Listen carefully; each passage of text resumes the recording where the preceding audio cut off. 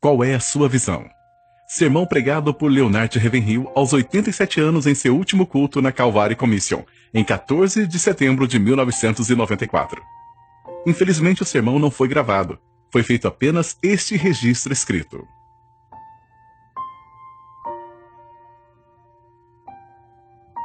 Vamos ver o que Paulo tinha a dizer sobre o ministério, em 2 Coríntios 6, de 3 a 8. Não dando nós escândalo em coisa alguma, para que o nosso ministério não seja censurado. Antes, como ministros de Deus, tornando-nos recomendáveis em tudo, na muita paciência, nas aflições, nas necessidades, nas angústias, nos açoites, nas prisões, nos tumultos, nos trabalhos, nas vigílias, nos jejuns. Na pureza, na ciência, na longanimidade, na benignidade, no Espírito Santo, no amor não fingido.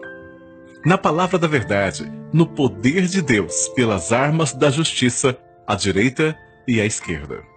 Por honra e por desonra, por infâmia e por boa fama, como enganadores e sendo verdadeiros. Esta palavra pode não parecer muito relevante para nós, mas eu não deixo um dia passar sem orar por meu irmão oprimido na Bósnia. Quantos jovens morreram lá? Nos últimos 2 ou 3 anos, morte de mártires.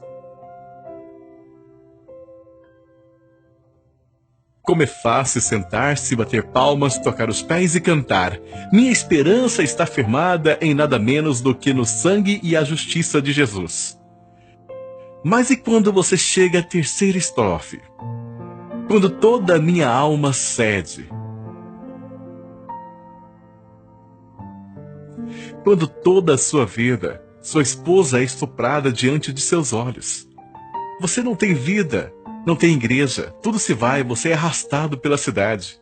Isso é o que está acontecendo lá agora, mesmo enquanto estamos aqui. Eu não acho que valorizamos nossos privilégios como deveríamos. Paulo fala sobre remir o tempo, aproveitar as oportunidades, das coisas que desperdiçamos. Certamente perdemos muito tempo. A palavra que esteve muito em minha mente nessas 2 ou 3 últimas semanas está em Efésios 2:7, nos séculos vindouros. Quantas vezes pregamos sobre isso? Acho que há um perigo em algo que eu chamo de o perigo do imediato. Estamos vivendo no tempo do imediato. Vivemos nisso tanto quanto os outros homens. Não devemos. Devemos viver como homens marcados para a eternidade, nos séculos vindouros. Olhe para Elias. Elias foi ordenado a se esconder na caverna. Ele ficou lá por 3 anos. A maioria de nós não pode ficar 3 horas sem ligar um rádio ou a TV. Tente 3 dias, tente 3 semanas, se desligando de tudo externo, de tudo mundano que foi rotulado e envenenado pelos sistemas mundanos. Precisamos refletir e consertar as coisas. Hebreus 11 me diz que Moisés suportou ver aquele que é invisível. Paulo nos diz que as coisas que são vistas são temporais e as que não são vistas são eternas. Precisamos ter cuidado em viver no visível o tempo todo. Valores visíveis, a durabilidade das coisas que são apenas por um tempo. Pense em Moisés, quando ele esteve atrás do deserto, não por 4 dias, nem por 40 dias, mas por 40 anos, 1/3 da sua vida.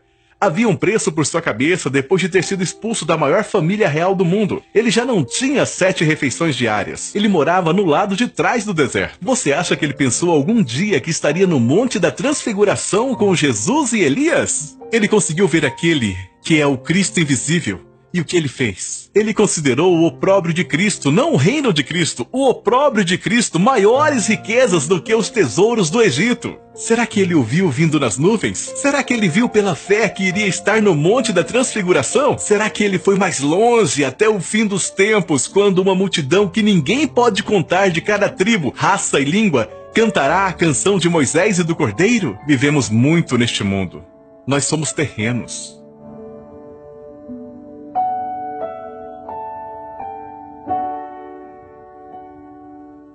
Quantos de nós conhecemos alguém que está consciente da eternidade? O que a América precisa é alguém que passará por todas as igrejas do país e pregará por uma semana sobre a eternidade, que pregará um dia sobre o tribunal de Cristo, um dia sobre o julgamento dos crentes e um dia sobre as bodas do Cordeiro. Mais uma vez, eu já lhes disse antes, eu não quero só ir para o céu, quero ir para as bodas do Cordeiro. Eu não quero apenas ir para as bodas, eu quero fazer parte da noiva.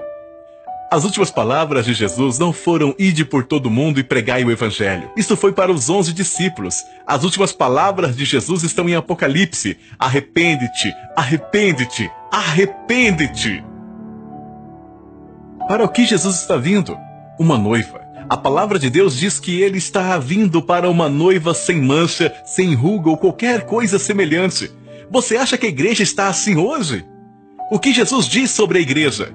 Que ela está pobre, miserável, nua, cega e deplorável.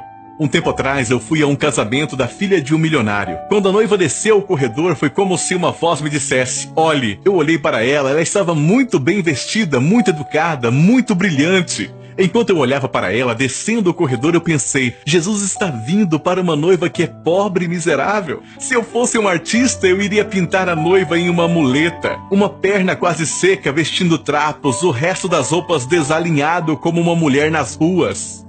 Pobre, miserável, nua, cega e deplorável. Então algo tem que acontecer à igreja antes que o Senhor Jesus volte. Uma coisa já devia estar decidida em nossos corações, e é viver com crueldade para com nossas vidas e humilhação de nossas vidas deste presente mundo mau. E quanto a Elias, ele entra em uma caverna por 3 anos. 3 anos é um tempo bem longo, não é? Pois ele fez isso. Diz em 1 Reis 17, esconde-te. Diz em 1 Reis 18, vai mostrar-te. Em 1 minuto ele se encontrou diante de um rei. Logo depois ele ousa ficar diante dos israelitas. Um homem que tem intimidade com Deus nunca é intimidado pelo homem. O medo do homem vai embora completamente. Eu certamente acredito com todo o meu coração que não somos conscientes da eternidade. Vivemos para o cotidiano, devemos viver com os valores da eternidade em vista. Estas pessoas estavam animadas, e nós? Trabalhamos para Cristo, trabalhamos com Cristo e um dia vamos vê-lo. Como um escritor de hinos disse, face a face com Cristo, meu Salvador, face a face o que será, quando com o arrebatamento eu o contemplar. Quem ficaria encantado agora de ir e ficar diante do Rei? Você terá que responder por todas as suas pregações. Muitas vezes pegamos um texto e o afogamos em palavras. Eu acordei esta madrugada por volta das 3 pensando nisso. Preguei por mais de 70 anos. Pegue 120 palavras, multiplique por 60 minutos, depois por 1 ano, depois por 70 anos. E eu terei que prestar contas a Deus por todas essas palavras. Quanto mais eu leio a palavra de Deus, mais ela penetra meu coração. Isso me faz parar e pensar e meditar. Eu medito agora mais na eternidade do que jamais meditei em toda a minha vida. Nosso povo não está consciente da eternidade. Você acha que uma pessoa que está pronta para a eternidade perderia uma reunião de oração? Eu não conheço qualquer outro lugar na terra onde há mais liberdade do que em uma reunião de oração, onde Deus unge aqueles que oram e você, por assim dizer, quase esfrega os ombros em Deus. Digo mais uma vez, quando Acabe estava suspirando pelo pescoço de Elias e Jezabel estava cavando um buraco para os seus pés, você acha que ele pensou por um momento que ele estaria no Monte da Transfiguração com Moisés e Jesus? Aparentemente, Moisés podia ver através do espaço no tempo. Ele podia ver e ele suportou. Ele escolheu sofrer.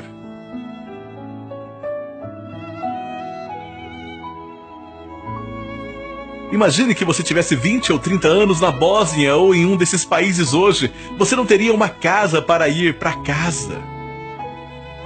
Alguns desses jovens hoje entram em meu escritório e dizem: estes são dias maravilhosos para se estar vivo. Claro que são. Você sai de uma casa com ar-condicionado, entra num carro com ar-condicionado, vai para uma igreja com ar-condicionado, onde você recolhe uma copiosa oferta e vai para casa para se alegrar no Senhor. E aqueles que não recebem nada? Paulo chega naquele lugar onde ele diz: não tenho nada, mas possuo todas as coisas. Paulo passa por todo tipo de limpeza. Ele não encerrou em Romanos 7, o pecado que habita em mim. Ele terminou em Gálatas 2:20. Não vivo eu, mas Cristo vive em mim. Ele não encerrou em Romanos 7, o pecado que habita em mim. Ele terminou em Gálatas 2:20. Não vivo eu, mas Cristo vive em mim. Este é o melhor da vida cristã. Não me importa quantas línguas falamos ou quantos milagres realizamos. Novamente, a palavra de Deus diz: Cristo vive em mim. A vida que agora vivo neste corpo mortal é controlada por Cristo. As pessoas dizem que no Antigo Testamento Cristo estava com eles, mas não neles. Mas Pedro não diz isso. Cristo estava neles. Você acha que um homem poderia orar e dizer em nome da nação podre em que ele morava: Senhor, mata-me? Novamente ele também diz: tire a minha vida, eu não me importo de viver. Eu quero ser possuído por Deus. Eu quero ser possuído por Deus. Claro, alguns dizem que isso é fanatismo.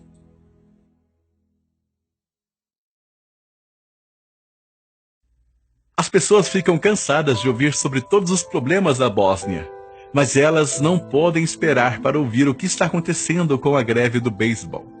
E eu estou falando sobre homens no ministério, me refiro a pregadores. Eles saem correndo da igreja para casa domingo de manhã e vão assistir beisebol ou futebol. Então eles estão tentando servir a dois senhores. Ninguém pode fazer isso. Você só pode servir a um Senhor. Quanto mais eu leio essa palavra, mais percebo que Cristo não veio apenas me levar à cruz, como Paulo diz em Romanos 6. Você pode ser crucificado com ele. Mas acho que a coisa mais incrível que Jesus disse é: o príncipe deste mundo vem e ele nada tem em mim. Ele desperdiça seu tempo tentando Jesus. Ele passou por 40 dias de tentações e provações implacáveis. Depois disso, ele foi removido da sinagoga e depois disso, ele está sendo apagado o tempo todo. Ele nasceu fora, nós cantamos. Jesus nasceu em uma manjedoura. Ele foi enterrado fora, porque ele contaminaria a cidade se o enterrássemos dentro. E ele ainda está fora da igreja. Isso não é incrível? No livro de Apocalipse, Jesus ainda está fora da igreja e batendo na porta, tentando entrar. Para quantas igrejas ele teria que dizer isso hoje?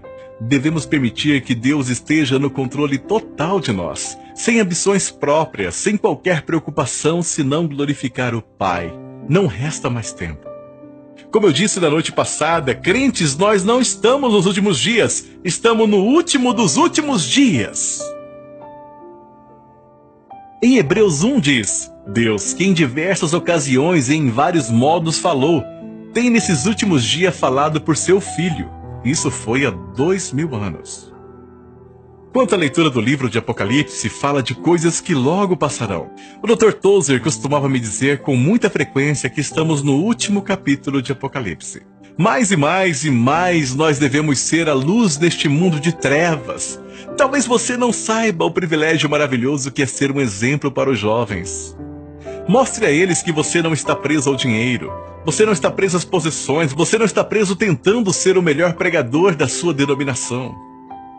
Viva perto de Deus dia a dia. O Espírito dá testemunho. John Wesley pregou isso mais do que qualquer outra pessoa.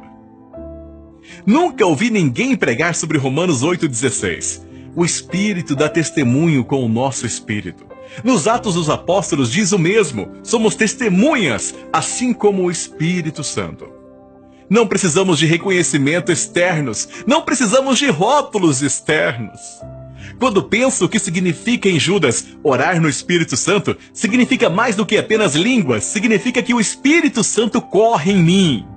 Se eu estiver cheio do Espírito Santo, o que aflige o Espírito Santo me entristecerá. Não se trata de alegria ou emoção. Os discípulos pediram ao Senhor: ensina-nos a pregar? Não! Eles ouviram o Sermão do Monte, o maior sermão já pregado, mas eles nunca disseram: Senhor, ensina-nos a pregar. Jesus cantou um hino e entrou no Getsêmani. Acho que ele cantava com frequência, mas eles nunca disseram: Senhor, ensina-nos a cantar. Eles nunca disseram: Senhor, ensina-nos a rir. Não, eles disseram: Senhor, ensina-nos a orar. Se eu pudesse voltar no tempo, acho que passaria mais tempo na palavra de Deus e entrando nas profundezas de vidas de homens como o Hyde de oração, John Nelson Hyde. Me falaram sobre um homem cujo amigo estava com o Hyde de oração. Ele disse: eu estava na Índia para uma convenção e eu pedi pelo privilégio de orar com o Hyde de oração. John Hyde disse: vou orar amanhã de manhã. Quando fui para orar, eram 9 da manhã. Então alguém bateu na porta e eu pensei: você acaba de começar a orar e alguém interrompe. Então houve outra batida na porta e eu não me movi. O Hyde de oração não se moveu, então alguém abriu a porta e disse: são 15 para as 3, você vai pregar às 3. Eu estive de joelho de 9 da manhã às 3 da tarde, nem sabia para onde o tempo tinha ido. Foi uma experiência maravilhosa ouvir esse homem derramar seu coração em oração. Não estou dizendo que todos alcançam esse nível, mas acredito que a melhor coisa que podemos fazer é orar. Toda vez que oro, não quero que Deus me torne popular, não quero ter a maior igreja da cidade. Jesus nunca teve a igreja de crescimento mais rápido. Na verdade, a igreja dele diminuiu e diminuiu até um dia restarem apenas 11 e ele disse: vocês também vão embora? Eu não acho que devemos orar para que Deus tire as pessoas. O que estou dizendo é isso. Você deve se aproximar do coração de Deus. Eu confio que Deus lhe dará esse privilégio de ter trabalho árduo que muitas poucas pessoas tiveram. Paulo tinha isso. Eu acho que não passa um dia sem eu pensar em Paulo no trabalho de parto. Olhe para sua base teológica. Olhe para a Epístola dos Romanos. Olhe sua Epístola aos Efésios. E, no entanto, com tudo isso, ele ainda ansiava para chegar perto do coração de Deus. Pois eu até desejaria ser amaldiçoado, minha própria morte. Eu não acho que você tenha que morrer a morte de um mártir para ser um mártir. Você pode ser um sacrifício vivo. Você pode morrer para as vantagens, você pode morrer para as tentações, você pode morrer para os privilégios. Você pode morrer para todas aquelas coisas que não melhoram sua vida espiritual, que não somam a visão espiritual, que não se somam à compreensão espiritual. Quando Deus trabalha em mim, Ele é tão diferente do conceito teológico que eu tive um dia. Não viva no imediato. Lembre-se, Moisés viu Jesus à distância. Veja que Jesus está vindo para governar a terra, não para morrer, não para ser empurrado, mas Ele está vindo para governar a terra. A palavra de Deus diz que pelo menos alguns irão reinar com Ele. Quem? Quem vai reinar com Ele? Os vencedores, vencendo a tentação, vencendo o mundo, vencendo nossos próprios desejos, sendo completamente controlados por Deus. Agradeço a Deus pelo que Ele fez na minha vida. Ele não parou e Ele não vai parar. A palavra de Deus diz: todos compareceremos diante do tribunal de Cristo. E o juiz de toda a terra não fará o certo. Isso vai ser horrível, mas se eu não acreditasse, acho que eu ficaria louco. Quem vai dar conta de todo o massacre sangrento na Ruanda hoje? Todas as guerras da terra, todos os generais, os reis da Inglaterra, os presidentes dos Estados Unidos estarão diante de Deus.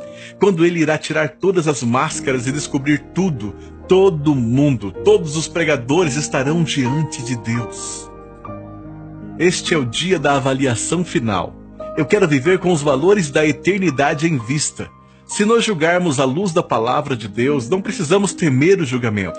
Se caminharmos na luz como Ele está na luz, é tudo o que Ele nos pede para caminhar na luz.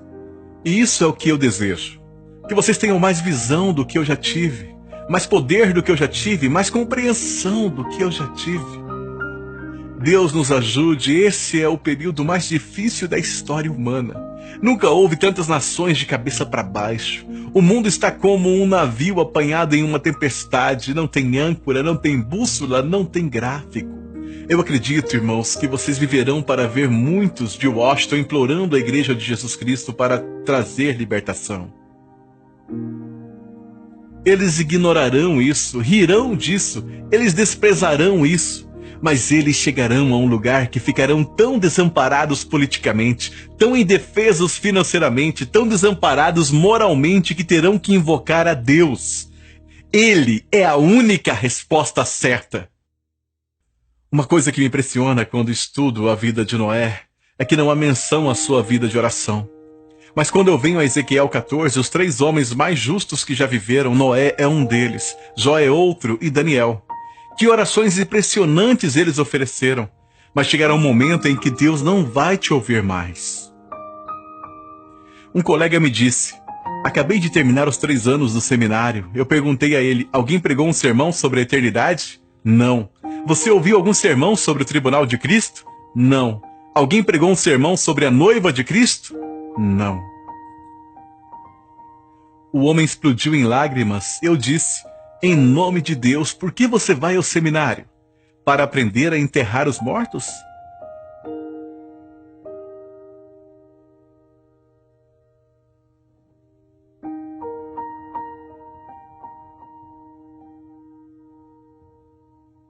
Há uma eternidade na nossa frente. Há um mundo que agora está em mais rebelião do que nunca. Como nos dias de Noé, eles se rebelaram contra Deus. Durante 100 anos, Noé nunca pregava uma nova mensagem. Ele pregava o arrependimento, ele pregava a justiça. Alexander White costumava dizer: você pode pregar sobre cura divina, você pode pregar sobre profecia, pode pregar qualquer coisa, mas não pode pregar a justiça. As pessoas não vão permitir. Ainda espero que Deus derrame seu espírito em toda a carne. Que Ele derrame seu espírito, não a nossa coisa artificial. Nós rimos e assistimos a TV a noite toda. Quando o fardo do Espírito Santo se apodera de você, você experimenta o que acontece no avivamento. Penso que a pregação do avivamento é uma cirurgia cardíaca aberta. A outra pregação não é a semelhança da mensagem. Estou tentando dizer que é tão ruim quanto é. Estamos vivendo na hora mais crítica da história humana, mas Deus não desistiu. Ele ainda não está disposto a deixar qualquer pessoa perecer. Ele ainda ama homens e mulheres. Eu quero estar naquele lugar onde eu posso suportar as dores do parto. Durante anos eu encerrei todas as noites de oração do mesmo modo. Eu dizia: ó Senhor, não me diga naquele grande dia. Ravenhill, eu tinha muitas coisas para te dizer, mas você não poderia suportá-las. Você não conta os segredos de sua família aos seus filhos pequenos. Você quer falar com alguém que entenda.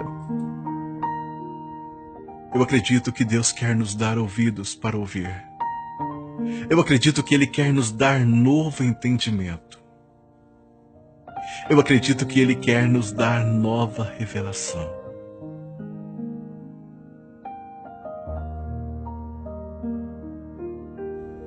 Leonard Ravenhill.